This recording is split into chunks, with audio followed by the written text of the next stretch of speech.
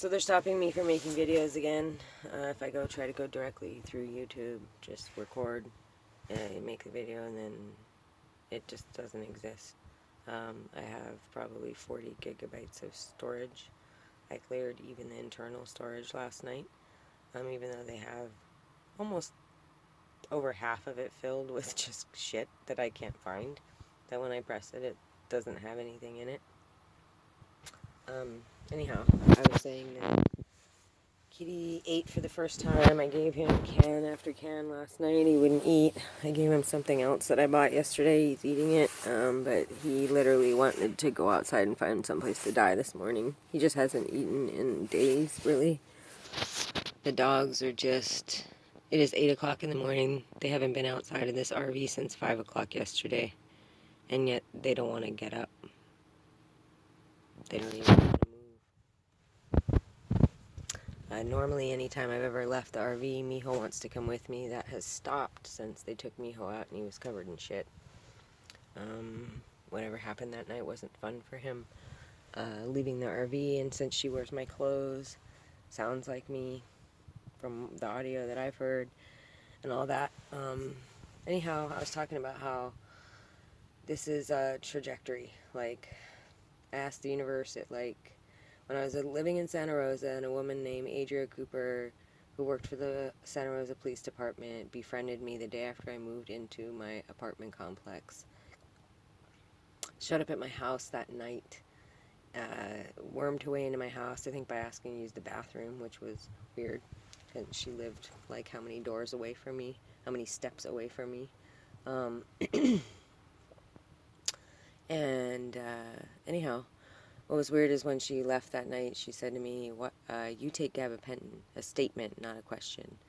And my immediate response was, "How do you know I take gabapentin? How would somebody know that? It's not a super... tons of people don't even know what it is, especially back then. That was 2017.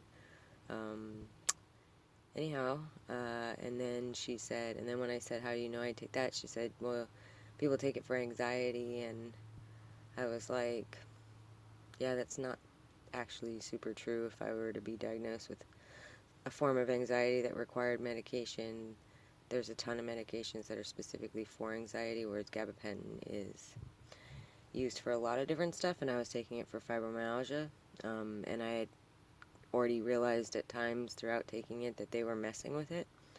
So I knew who she was and what she was doing, and then she said, "Do you take pills or capsules?"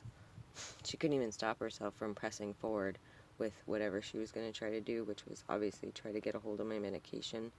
And I do remember specifically that I just filled the bottle and kept it on me, and perhaps they just hadn't got a hold of it. I think they've drugged me for years and years. Not the gassing, as far as I know. I don't have any, memories of that ever happening, and the way I feel and the way my animals have been, and the raping, the sodomizing, the torture, I don't think that either. I think they just were straight up drugging me to mess with my head, to keep me mentally off balance, to physically make me sick at times, whatever they felt like. So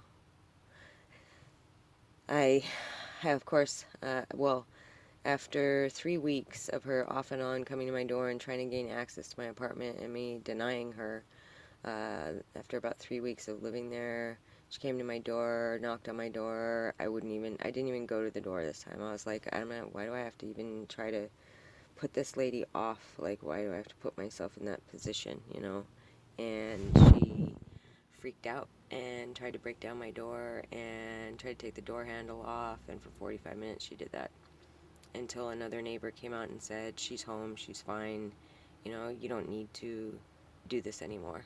Because I guess she said to her she was worried about me. And I'm like, after I denied her entrance multiple times before, that's not where we were at in this situation. There was no, she was worried about me.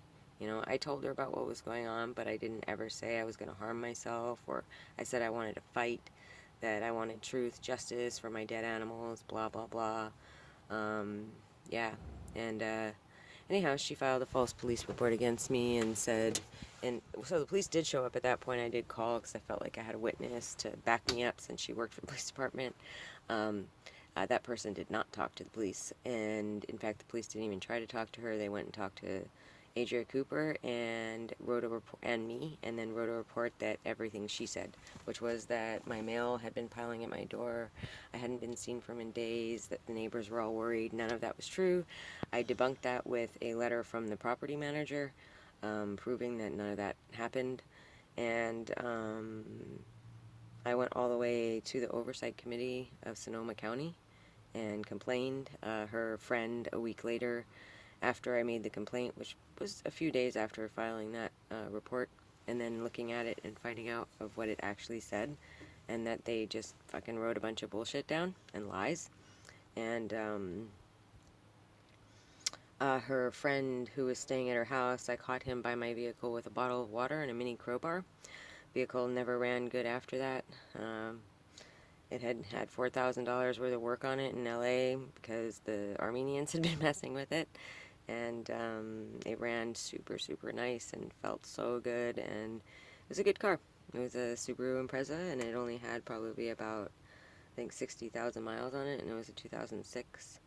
So it was old, but it ran so nice at that point after I had it fixed. Looked like shit. Paint was damaged, dents all over from purposeful vandalism. When I finally called Geico about it, they actually declared it a total loss due to vandalism, which was unhelpful for me, really, in the long run. But whatever. So then I went to the Oversight Committee, said all that. Oh yeah, and then when I tried to confront the guy that was with the bottle of water and crowbar, well, as soon as I called 911 about it, he came flying out her door and got in his vehicle and tried to leave, and I tried to block him, and he tried to run me over. All of that was documented. Told it to the Oversight Committee at Sonoma County. They did nothing. Didn't believe my whole whatever. They thought she was a drunk that had problems and nobody liked her, and she was just like an unpleasant person trying to make a friend. Didn't care that she knew what kind of medication I took for, like, no way that she would do that. No way she would know. She would have had to gone through my purse. I never left her alone with my purse. I never did. I didn't even know her, When she was in my apartment, she was never in a room alone except for in the bathroom, and I didn't have anything in that bathroom. Like, I literally just moved in. She came into my house for 2 days. Then the first night after I moved in, and the night after that, and then she came the next night and tried to lie her way in, and that's when I was, like, done.